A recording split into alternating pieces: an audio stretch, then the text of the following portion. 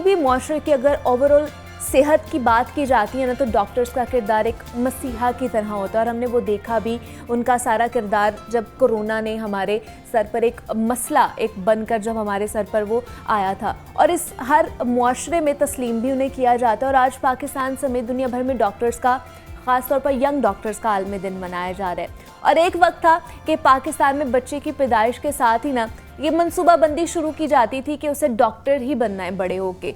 और वालिदैन की इस नौयत के ख्वाहिशात और उनका बार बार तस्करा बच्चों के जहन में भी ये सोच पुख्ता कर देता था कि उनकी कामयाबी का जो तमाम तर दारोमदार है वो डॉक्टर बनने पर ही है।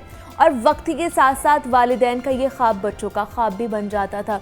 और बड़े होकर अगर बच्चों से पूछा जाता था कि वो क्या बनना चाहेंगे, तो ज़्यादातर यही जवाब में मिलता था, यहाँ हम डॉक्टर बनेंगे या बनूंगी या बनेंगे। मगर ऐसा लगता था कि हालात ने अब कुछ पलटा खाया है। कुछ देर बाद हमने ये देखा कि डॉक्टर्स बनने का ख्वाब ना तो अब बच्चों में रहा है और ना ही उनके वालिदैन में, कुछ ज़्यादा होता जा रहा है। पाकिस्तान में आए रोज़ यंग डॉक्टर्स का एहतजाज भी हमारे सामने ही आता है। तो क्या वजह है कि आए रोज़ जो यंग डॉक्टर्स हैं वो एहतजाज करते हुए हमें सड़कों पर नज़र आते हैं? और पाकिस्तान में यंग डॉक्टर्स के क्या मसाइल है? क्या हमारा मुआशरा डॉक्टर्स को डॉक्टर की हैसियत से मानने से इनकारी है या कोई और वजह भी है? इस सब पर आज हम बात करेंगे। हमने आज दावत दे रखी है, डॉक्टर मुदस्सिर नवाज़ हैं, यंग डॉक्टर्स हैं, सर्विसेज हॉस्पिटल हैं।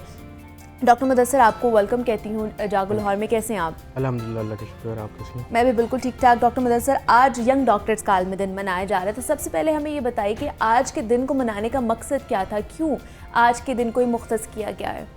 देखिए, इसका आगाज़ में जो आपने स्टार्ट में अपने प्रोग्राम के इंट्रो में बात की थी, जो आपने टेक होम मैसेज दिया था, उसी से मैं इसका आगाज़ करूँगा। अच्छा। कि इज़्ज़त देनी चाहिए जी। आप देखिए कि जो यंग डॉक्टर्स हैं, जो हमारा स्पेसिफिकली इसमें आते हैं हाउस ऑफिसर्स, अगर हम हॉस्पिटल की बात करें, post graduate residents, medical officers और सीनियर रजिस्ट्रार्स तक इनमें आते हैं। ये लोग सबसे ज़्यादा ओवरबर्डन्ड, सबसे ज़्यादा हेक्टिक और सबसे ज़्यादा लेस प्रिविलेज्ड लोग हैं। अच्छा। हमारे प्रोफेशन में। अच्छा। आप देखिए, अगर एक पीजीआर या एक हाउस ऑफिसर की हम पर वीक वर्किंग आवर्स देखें ना, तो वो मोर देन 80 आवर्स होते हैं। और वो इतना ज़्यादा ओवर क्राउडेड एनवायरनमेंट होता है। आप किसी भी हॉस्पिटल में, सरकारी हॉस्पिटल में जाकर देख लें, आप हमेशा से ये इसको कोट करेंगे कि वहाँ पे बहुत ज़्यादा रश है। और वो सारे रश को cater, more than 90% of that rush is catered by young doctors. तो उसमें फिर आए रोज़ जब आपके पास सहूलियात कम हो, आपकी डिमांड ज़्यादा हो, काम ज़्यादा हो, तो उसमें चीज़ें जो है लॉ एंड ऑर्डर की सिचुएशन भी ख़राब होती हैं, आए दिन मसले मसाइल भी होते हैं। और उन सब का जो निशाना है ना, वो यंग डॉक्टर्स को बनाया जाता है। तो मेरा ख्याल है जो ऐसा तबका जो सबसे ज़्यादा आपका काम कर रहा हो और आपकी किसी भी हॉस्पिटल की बैकबोन हो, तो उनको उनके अच्छे काम पे अगर ये छोटी सी एक एप्रिसिएशन मिल जाए ना, तो वो उनकी, जिसे आप कहते हैं ना कि एक बूस्टर मिल गया है, एक वो रिफ्रेश हो गए हैं, वो ज़्यादा बेहतर तरीके से काम कर पाते हैं।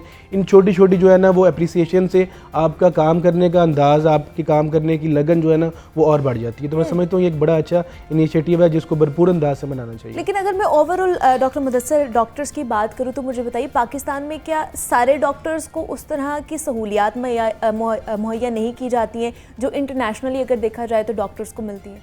अनफॉर्चुनेटली ऐसा तो बिल्कुल भी नहीं है कि जो इंटरनेशनल स्टैंडर्ड्स है हेल्थ के, वो उसके तो हम करीब भी नहीं है। अच्छा।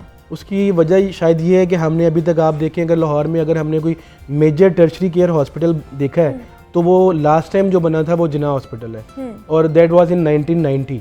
उसके बाद आप देखें पॉपुलेशन कितनी ज़्यादा बढ़ गई है, उसके अकॉर्डिंगली आपने इंफ्रास्ट्रक्चर को बिल्ड करना होता है, HR को हायर करना होता है, लेटेस्ट जो चीज़ें हैं जो आपको आपके ट्रीटमेंट में और आगे मरीजों के इलाज में फ़ायदा देती हैं या हेल्प आउट करती हैं, वो हमारे पास नहीं है। तो उससे क्या होता है कि एक डॉक्टर जिसकी कैपेसिटी है कि वो दिन में अगर लेट्स सपोज 20 पेशेंट्स चेक करेगा अपने OPD आवर्स में इन 5 आवर्स, तो वो हर पेशेंट को ज़्यादा अच्छे तरीके से देखेगा, उसकी हिस्ट्री ज़्यादा अच्छे तरीके से लेगा, उसका डायग्नोसिस बनाने में उसको टाइम मिल जाएगा और अच्छा ट्रीटमेंट दे पाएगा। लेकिन जब उसी 20 पेशेंट की जगह 5 आवर्स में उसको मोर देन 200-250 पेशेंट्स देखने पड़ेंगे, तो आप ये देखें पर पेशेंट टाइम जो है, जहाँ पे वो 15 से 20 मिनट दे रहा था, वो उसके 1.5 से 2 मिनट पे आ गए। तो 1.5 से 2 मिनट में उसने पेशेंट को चेक भी करना है, उसकी हिस्ट्री लेके उसका डायग्नोसिस भी बनाना है और ट्रीटमेंट भी देना है। तो ये खास वजह ये होती है जिससे अक्सर आपने देखा होगा मरीजों को कि जी हमारी बात नहीं सुनी, फटाफट दवाई लिख के दे दी। उसके पीछे मकसद ये है कि जो वहाँ पे बैठा हुआ डॉक्टर है वो भी बेचारा परेशान है। आप देखिए उसको पता चलता है कि बाहर जो जिन लोगों ने OPD की स्लिप बनवाई है वो 300 से 400 लोग हैं, मेरे पास 5 घंटे हैं। तो मैं अगर उसको डिवाइड भी करूं तो मोर देन 2 to 3 मिनट्स में एक पेशेंट को नहीं दे पाऊंगा। उसके बावजूद फिर आप लोग बड़ी दफ़ा कोट करते हैं कि मरीज़ वापस चले गए, डॉक्टर्स उठ के चले गए। उसकी वजह ये होती है कि 2 बजे तक ओपीडी का टाइम है, 2 बजे तक उसने जितने पेशेंट्स देखने थे वो देख लिए। तो डॉक्टर मुदस्सिर वही कोट करेंगे ना जो हो रहा होता है, जो मैं वही बता रहा हॉस्पिटल्स में जो अब उसके पीछे दिख रहे होते हैं। असल चीज ये है कि आप लोगों ने तो वो दिखा रहे होते हैं, उसके पीछे रूट कॉज क्या है, असल प्रॉब्लम उसको आज के दिन के जो है ना वो लिहाज से इन चीज़ों को भी उजागर करना चाहिए कि आया क्यों ऐसा हो रहा है कि आए दिन हॉस्पिटल्स में इश्यूज हो रहे हैं, मरीज भी नाराज हैं, डॉक्टर्स भी नाराज हैं, मतलब जो चेक कर रहा है वो भी नाराज है, जो चेक करवा रहा है वो भी नाराज है। तो इट मीन्स कहीं ना कहीं तो प्रॉब्लम है। अगर हम उन प्रॉब्लम्स को हाईलाइट नहीं करेंगे तो ये नेवर एंडिंग इश्यूज है। दूसरी जो आपने इंट्रो में एक और बात की कि एक वक्त था कि लोग कहते थे कि हमारा ख्वाब ही है कि हमने डॉक्टर बनना। मतलब जब हम लोग आज से 15 साल पीछे चले जाए, जब हम लोग इस फील्ड में आए थे, हमने एफएससी प्री मेडिकल की और उससे आगे एमबीबीएस करके आगे, तो हमारा ये ख्वाब था क्यों कि ये एक डिग्निफाइड प्रोफेशन काउंट होता था। आप किसी माशरे में बैठे हैं तो आपने सिर्फ ये इंट्रो कराया कि आप डॉक्टर हैं, तो लोग आपकी रिस्पेक्ट में खड़े भी हो जाते थे। दूसरी चीज़ ये होती थी पेरेंट्स के पॉइंट ऑफ व्यू से कि बच्चों को हमेशा ये होता है पेरेंट्स को कि हमारे बच्चे वेल सेटल्ड हो, ये हर माँ बाप की ख्वाहिश होती है। तो ये प्रोफेशन ऐसा था कि जिसमें आप एटलीस्ट विद ग्रोइंग एज आप स्टेबल हो जाते हो, लेकिन अनफॉर्चुनेटली अब यहाँ पे ऐसा नहीं रह गया। अच्छा, अगर मैं सिर्फ पंजाब की बात करूँ, क्योंकि मैं यंग डॉक्टर, क्या शुरू से ही ऐसा था या अब आके कुछ सालों में ये चीजें हुई हैं? ये कुछ सालों से ऐसी चीजें हो रही हैं। उसकी वजह ये है कि आपके पास जो है वो रॉ मटेरियल डॉक्टर्स की फॉर्म में आता जा रहा है। सिर्फ पंजाब की बात करें तो ऑन एवरेज पर ईयर 7 से 8 हज़ार डॉक्टर सिस्टम में एंटर हो जाते हैं, लेकिन सिस्टम को उनको जॉब देने के लिए जो सिस्टम के पास कैपेसिटी है वो है 1500 to 2000। मतलब ये कि आपने 8000 डॉक्टर बनाया, 2000 को आपने जॉब दे दी, बाकी 6000 को जॉबलेस कर दिया। तो वो जब डॉक्टर बन के आप एट द एज अराउंड 27-28 आप डॉक्टर बनते हैं, उसके बाद फिर सारी फैमिली की पेरेंट्स की ख्वाहिश होती है कि 30 साल हो गए इस पे इन्वेस्ट करते हुए, ये अगर हम एटलीस्ट हमें कुछ नहीं दे सकता तो ये अपने आप के लिए तो हो जाए। तो लेकिन होता क्या है कि आप हाउस जॉब में भी आते हैं तो आप अनपेड काम कर रहे होते हैं। जितने लोग, बल्कि गवर्नमेंट की पॉलिसी है कि जितने लोग पेड हैं हाउस जॉब में, उतने ही लोग अनपेड काम कर रहे होते हैं। सिर्फ एक्सपीरियंस हासिल करने के लिए per week 80 to 90 hours job करना, and at the end of the day you are not paid for that. उसके बावजूद भी आप काम करें तो आहिस्ता आहिस्ता क्या होता है कि आप बदजन होना शुरू हो जाते हो।